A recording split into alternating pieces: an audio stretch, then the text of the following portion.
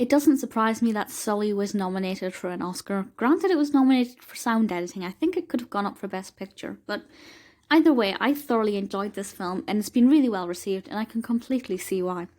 It was originally released in 2016, directed by Clint Eastwood, and written by Todd Komarnicki, based on the book by Chesley Sullenberger.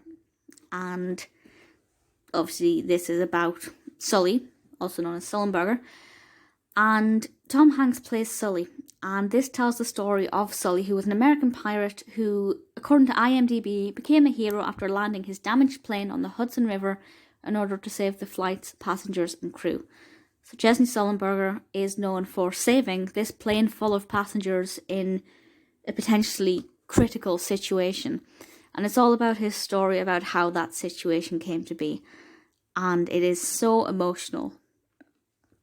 And it's one that you watch kind of, because it's biographical, you know what's going to happen. But you get to see what happened leading up to it and also thereafter. And I'm not going to spoil too much. I don't want to say anything else really. I think it's kind of best if you go in with, if you have no prior knowledge, as I didn't at the time, apart from the, the very basic concept. I think that's best because what's revealed is often quite shocking and unexpected. And as such, it is quite an intense, emotional, thrilling film. Very, very easy to forget that it's based on truth a lot of the time. It's very powerful, and in terms of the emotional quality, it's incredible. The narrative development is brilliant. I can't say exactly how much of it is based on truth. I know it's heavily true to the true story.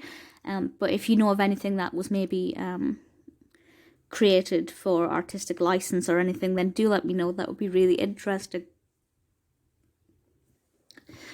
Tom Hanks gave an absolutely brilliant performance. It's got a really great cast. Aaron Eckhart's in it, who I really like.